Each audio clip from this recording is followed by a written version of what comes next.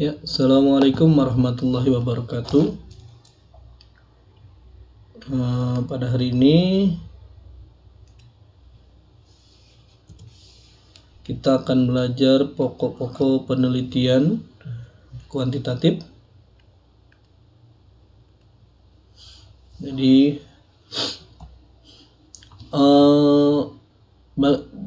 bagaimana pendekatan-pendekatan utama, pendekatan-pendekatan kuantitatif yang utama pada penelitian, ya. Jadi akan lebih mudah untuk memahami berbagai jenis penelitian kuantitatif ketika Anda mempertimbangkan bagaimana peneliti mengontrol variabel. Jadi utama dari ininya adalah bagaimana mengontrol variabelnya. Ya, ada dua ekstrim kanan dan ekstrim kiri, yaitu ekstrim kirinya ada deskriptif, ekstrim kanannya ada eksperimental. Ya.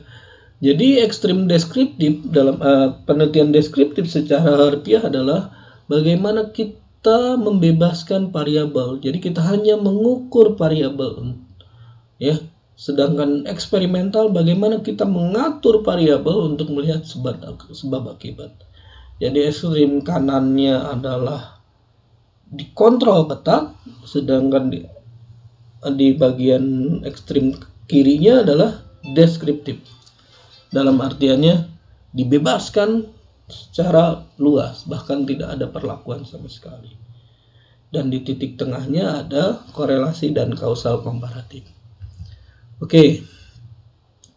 Jadi jika kita melihat secara kontinu, ini hanya menjelaskan, sedangkan ini bagaimana mengontrol, gitu ya. Maka jadi secara ketat kita atur gitu, dan di titik tengah ada korelasi dan kausal komparatif. Nah, oke, kita mulai dari penelitian deskriptif. Jadi penelitian deskriptif hanya mendeskripsikan status atau properti atau sifat dari sebuah variabel yang akan kita identifikasi. Ya. Dari variabel yang kita identifikasi. Jadi dia hanya menggambarkan atau mendeskripsikan status atau sifat atau properti dari variabel tersebut. Ya. Dia hanya memberikan informasi secara sistematis. Jadi memberikan informasi. Jadi kata utamanya adalah mendapatkan informasi yang tepat. Ya. Itu.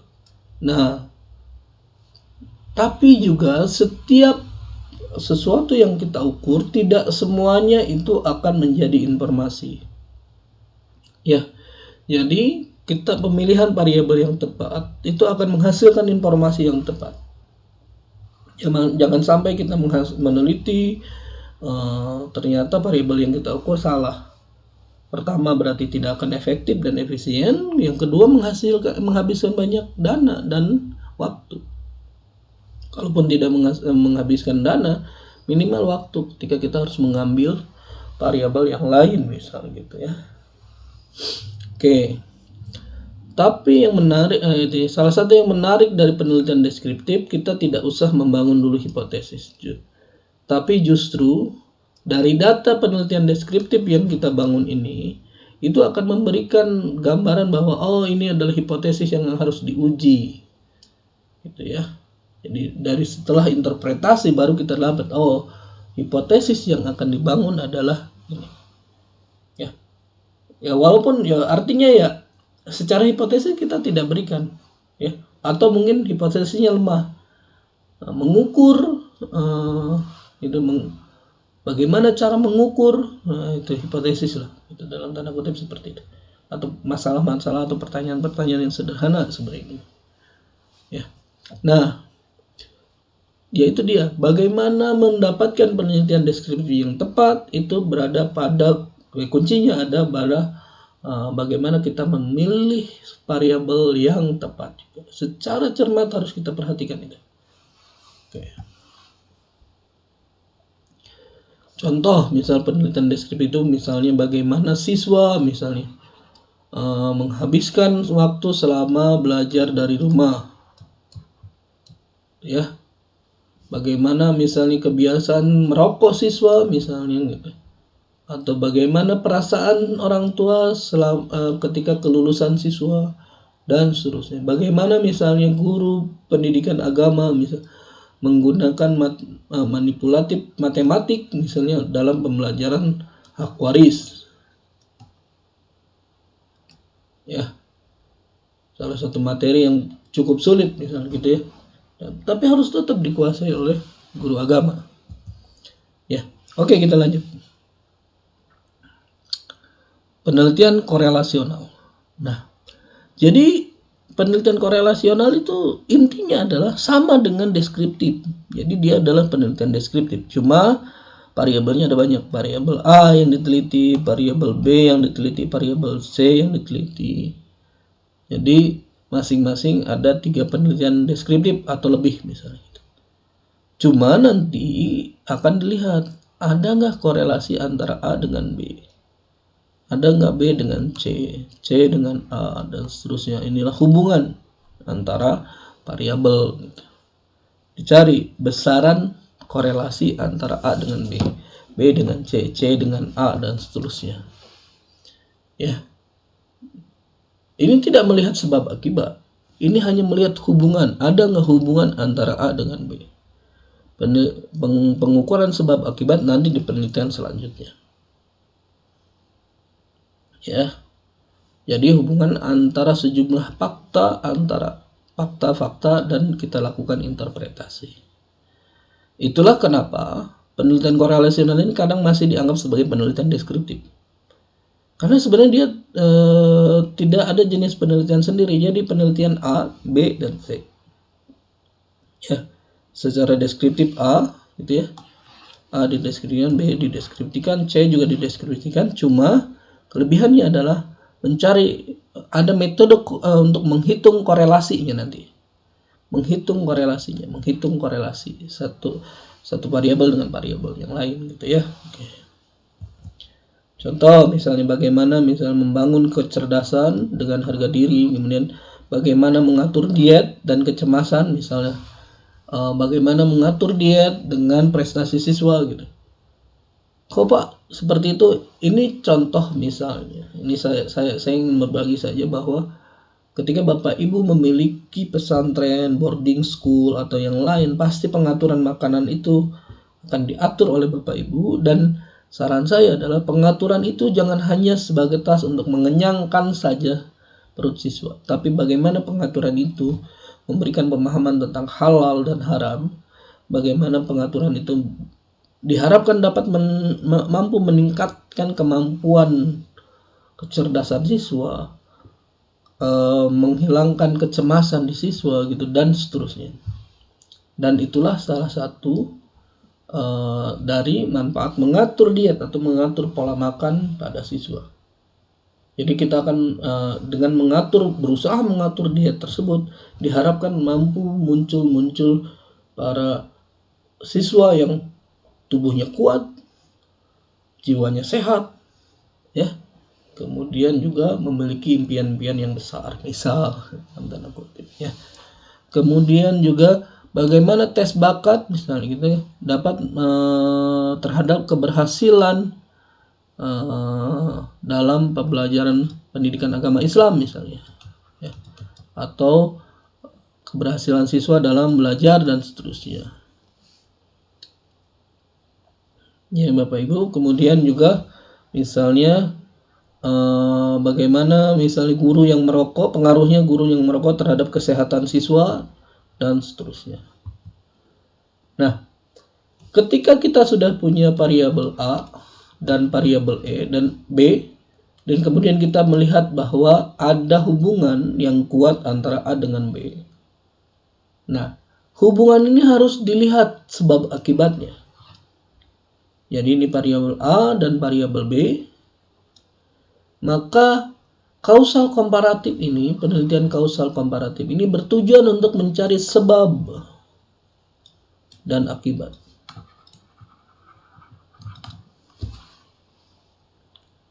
Ya. Jadi untuk melihat sebab dan akibat. Misalnya adalah kita punya variabel A. ya. Variabel A yang kita beri perlakuan, ya. Maaf, grup A yang kita beri perlakuan A.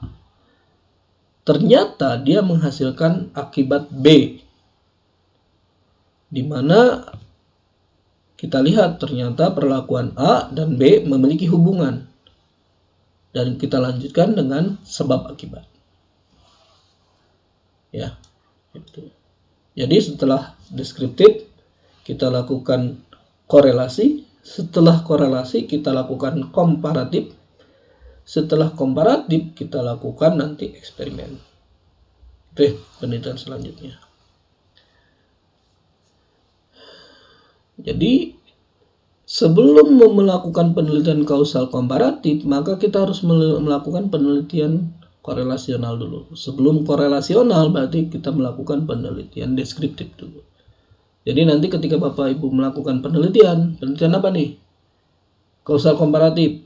Oke, berarti sebelumnya ada 2 tahapan penelitian sebelumnya. Penelitian korelasi, sebelum penelitian korelasi harus penelitian deskriptif.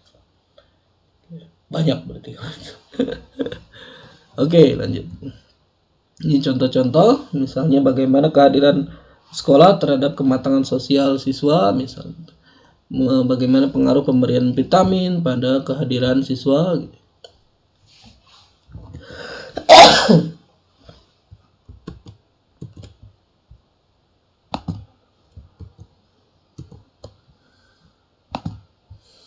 Oke, dan seterusnya.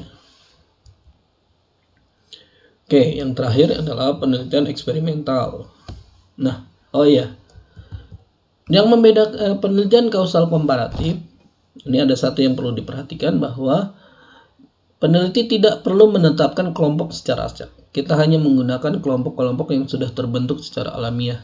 Misal, kelompok A kontrol, kelompok B adalah kelompok yang diuji.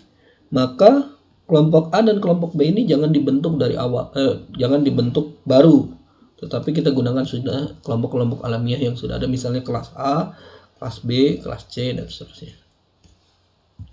Nah, apa yang membedakan penelitian eksperimental dengan penelitian kausal komparatif? Ya, jadi kunci utamanya adalah bahwa di penelitian eksperimental kita tidak memberikan penelitian eksperimental tetap mencari hubungan sebab akibat dari sekelompok variabel. Jadi beberapa variabel yang lebih banyak dibandingkan kuasi eksperimental. Selain itu juga di mana kita mengidentifikasikan atau memaksakan kendali atas semua variabel, ya.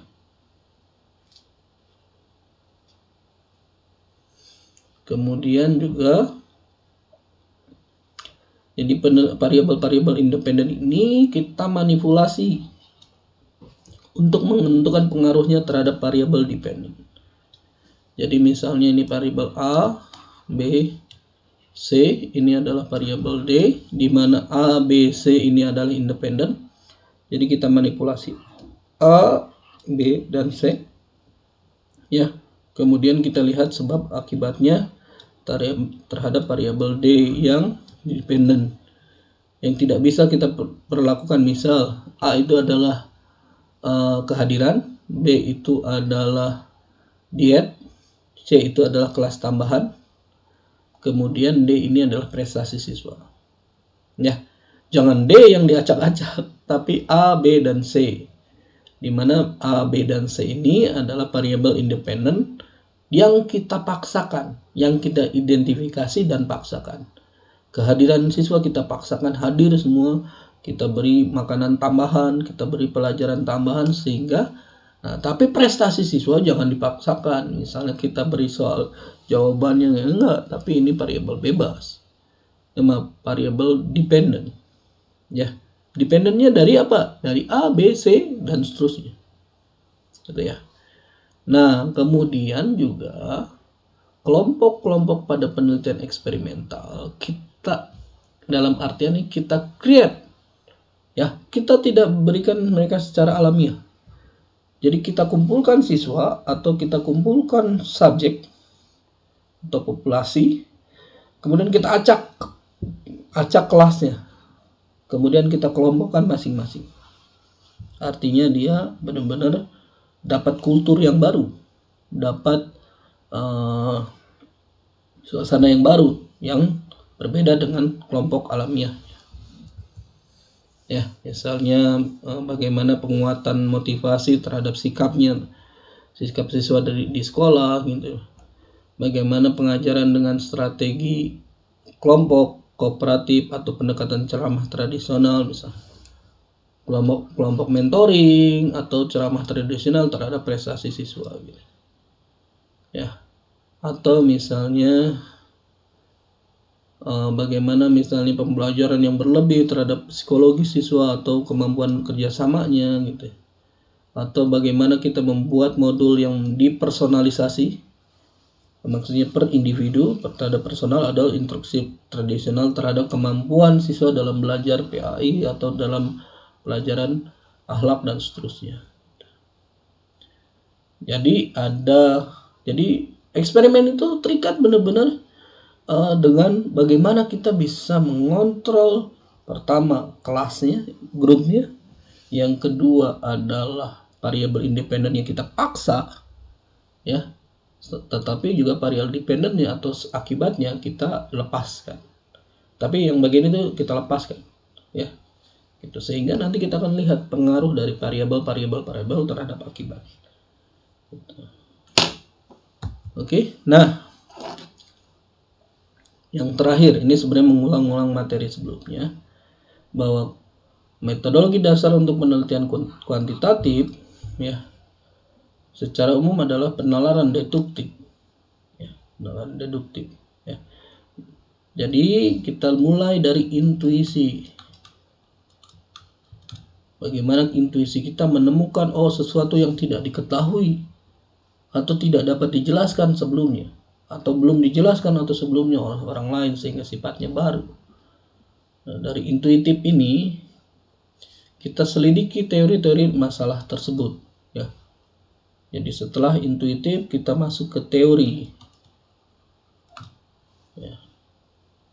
Dari tersebut muncullah hipotesis, ya. Muncullah hipotesis di mana kita mengajukan hipotesisnya adalah seperti ini, ya. Dan setelah hipotesis tersebut kita lakukan kumpulkan dan proses data untuk membuktikan hipotesis tersebut.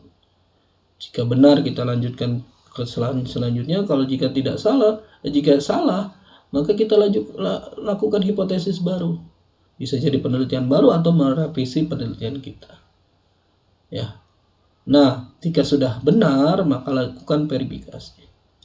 Dan ini masuk ke dalam 3 poin utama dalam penelitian, metode penelitian. Kita harus memperhatikan populasi. Populasi itu harus disesuaikan dengan metode penelitian kita. Apakah dia deskriptif, korelasi, kuasi eksperimen, atau eksperimen, ya. Kemudian metodologinya apa? Metodenya apa? Tahapan-tahapannya gimana? Tahapan pertamanya apa? Tahapan keduanya apa? Tahapan ketiganya apa? Apakah ini kita hanya mengukur saja atau kita mengatur secara ketat variabel untuk melihat sebab akibat? Tapi yang ketiga adalah bagaimana kita memverifikasi data kita? Apakah kita menggunakan statistik, deskriptif, korelasi, ya, atau yang lainnya, mencari sebab akibat? Maka metode dasar itu harus diperhatikan. Oke, sekian kuliah kita hari ini. Assalamualaikum warahmatullahi wabarakatuh.